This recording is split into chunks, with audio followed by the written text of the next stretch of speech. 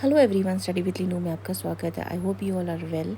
आज हम डिस्कस कर रहे हैं एक बहुत ही important mechanism, that is electrophilic substitution reaction mechanism. ये अक्सर जो है इसका मैकेनिज़्म क्वेश्चन पेपर में पूछा जाता है, तो स्टार्ट करते हैं इसको समझना। लेकिन इससे पहले अगर आप हमारे चैनल पर नए हैं तो सब्सक्राइब करें, लाइक करें, शेयर करें हमारे वीडियोज़ को, ताकि आपको नई वीडियोज़ से जानकारी जो है वो मिल सके।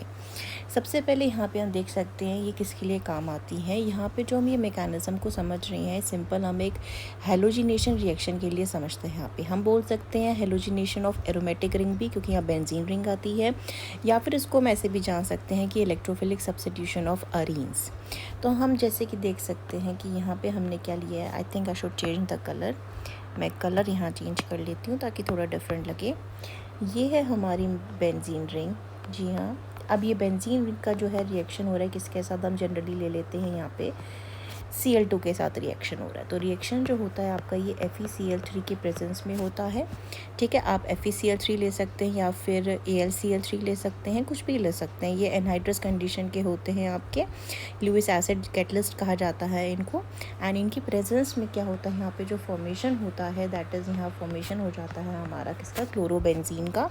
प्लस इसी के साथ यहाँ पे क्या होता है, एक HCl जो होता है वो इसका सेकेंडरी प्रोडक्ट का फॉर्मेशन हो जाता है इसके साथ में।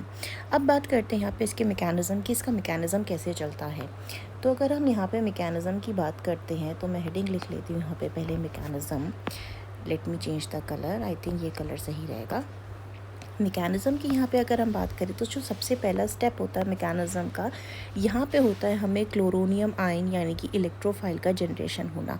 अब हम यहाँ पे क्या ले रहे हैं, Cl को ले रहे हैं ना, दैट इज़ यहाँ पे किसका फॉर्मेशन होगा, हमारा क्लोरोनियम आयन का फॉर्मेशन होगा। और ये फॉर्मेशन जो होता है ये होता है with the help of Lewis acid यानी FeCl3 के साथ में। यानी कि Cl2 का रिएक्शन होता है किसके साथ, FeCl3 के साथ में। एंड यहाँ पे क्या फॉर्मेशन हो जाता है, FeCl4 नेगेटिव प्लस यहाँ पे क्लोरोनियम आयन का फॉर्मेशन हो जाता है। ये क्या है हमारा, this is chloronium ion. And इसी को ही हम क्या बोलते हैं, इलेक्ट्रोफाइल। इलेक्ट्रोफाइल स्पीशीज़ क्या होती है, आपकी इलेक्ट्रॉन डेफिशिएंट स्पीशीज़ होती है। अब यहाँ पे ये अगर बॉन्ड की बात करी जाए तो ये Cl का हमारा बॉन्ड था। यहाँ पे दोनों इलेक्ट्रॉन्स को कौन लेके चला गया, Cl लेके चला गया एक, जिसके वजह से यहाँ पे क्या हो गया, इस वाले Cl के पास आपका क्या हो गया, डेफिशिएंसी होगी इलेक्ट्रॉन की, तो पॉजिटिव आयन का फॉर्मेशन कर लिया इसने। अब यही जो हमारे यहाँ क्लोरोनियम आयन फॉर्मेशन हुआ है, ये क्या करेगा, ये अटैक करने वाला है कहाँ जा करके, बेंजीन रिंग के पास में। तो सेकेंड स्टेप क्या हो जाता है, अटैक हो जाता है किसका, हमारे जनरेटेड इलेक्ट्रोफाइल का। तो ये इलेक्ट्रोफाइल जो है अब ये कहाँ पे अटैक हो जाएगा, इसका जो अटैक हो जाएगा यहाँ पे हो जाएगा किसके साथ, बेंजीन रिंग के साथ। तो यहाँ पे क्या होता है, हमारा एक पोजीशन आपकी स्टेब्लिश्ड होती है, दैट इज़ यहाँ पे जो इंटरमीडिएट होता है ना, यहाँ पे ये रेजोनेंस को शो कर पाता है। देखते हैं कैसे। अब यहाँ पे हमारे पास क्या है, अटैक हो चुका है, यानी कि ये Cl यहाँ पे आ गया, प्लस यहाँ पे ऑलरेडी एक हाइड्रोजन प्रेजेंट है, उसको हम ऐसे शो कर सकते हैं। बाकी के बॉन्ड्स हमारे ऐसे आ गए। अब यहाँ पे क्या हो गया, इस वजह से डेफिशिएंसी क्रिएट होगी ना, क्योंकि यहाँ का तो जो आपके बॉन्ड था यूटिलाइज हो गया, इलेक्ट्रॉन्स यूटिलाइज हो गए बॉन्ड फॉर्मेशन के लिए, Cl अटैच हो गया उसके पास आकर के। अब क्या होता है, यहाँ पे डीलोकलाइजेशन होता है किसका, इलेक्ट्रॉन्स का। तो यहाँ डेफिशिएंसी फुलफिल करने के लिए ये बॉन्ड इधर आ जाएगा, तो ये कुछ ऐसा फॉर्मेशन शो करेगा, लाइक दिस, ऐसा H एंड Cl। अब यहाँ पे डेफिशिएंसी जनरेट हो चुकी है। अब यहाँ पे फिर क्या होता है, डीलोकलाइजेशन हो जाता है किसका, इलेक्ट्रॉन्स का, ये आ जाएगा इधर। यानी कि अब यहाँ पे क्या हो जाएगा आपका, इस वाले पे डेफिशिएंसी जनरेट हो जाती है, ये बॉन्ड्स यहाँ पे आ गए।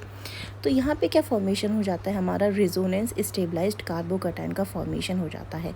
यानी कि यहाँ पे जो sp2 हाइब्रिडाइजेशन होता है ना, वो क्या हो जाता है, लॉस्ट हो जाता है। हम जानते हैं बेंजीन रिंग में जो सारे कार्बन्स होते हैं वो क्या होते हैं, sp2 हाइब्रिडाइज्ड होते हैं, लेकिन यहाँ पे क्या हो जाते हैं, अब sp3 हाइब्रिडाइज हो जाते हैं। अब ये जो प्रॉब्लम जनरेट हो जाती है, इसको यहाँ पे लूज़ करने के लिए क्या करते हैं, यहाँ पे जो हमारा ये प्रोटॉन होता है यानी हाइड्रोजन जो होता है, ये बाहर निकल जाता है। इसी के रेजोनेंस स्ट्रक्चर को कुछ हम ऐसे भी एक जेनरिक स्ट्रक्चर के फॉर्म में देख सकते हैं, लाइक दिस। तो अब हमारा यहाँ पे लास्ट स्टेप में क्या हो जाएगा, हमारा जो लास्ट स्टेप आता है इसमें हमारे पास देख सकते हैं, ये हमारा जो रेजोनेंस हाइब्रिड हमने लिया है, पॉजिटिव चार्ज हाइड्रोजन Cl। अब यहाँ पे रिएक्शन हो जाएगा किसके साथ, FeCl4 नेगेटिव के साथ, जो सबसे पहले यहाँ पे फॉर्म होकर आया था ना, इसके साथ। अब इसका जो अटैक हो जाएगा कहाँ हो जाएगा, ये हाइड्रोजन के पास आके अटैक हो जाएगा एंड इसका मैं प्रोडक्ट जो है नीचे की तरफ बना देती हूँ। यहाँ क्या हो जाएगा, हाइड्रोजन रिमूव हो जाएगा, तो यहाँ पे हमारा किसका फॉर्मेशन हो जाएगा, क्लोरोबेंजीन का। इसी के साथ ही अब Fe के पास से जो एक्स्ट्रा Cl था वो निकल चुका है, तो FeCl3 प्लस यहाँ पे एक HCl बॉन्ड का फॉर्मेशन हुआ है। तो ये हमारा क्या हो जाता है, क्लोरोबेंजीन का फॉर्मेशन हो जाता है। इसी मैकेनिज़्म से हम बाकी के सारी रिएक्शंस कर सकते हैं, चाहे वो नाइट्रेशन हो, चाहे वो सल्फोनेशन हो, चाहे वो ब्रोमोबेंजीन का फॉर्मेशन हो, ब्रोमिनेशन हो। आप सारी रिएक्शंस को कैरी फॉरवर्ड कर सकते हैं with this mechanism. I hope you like this video informative. If you do, then like, share and subscribe. Thank you for watching this video.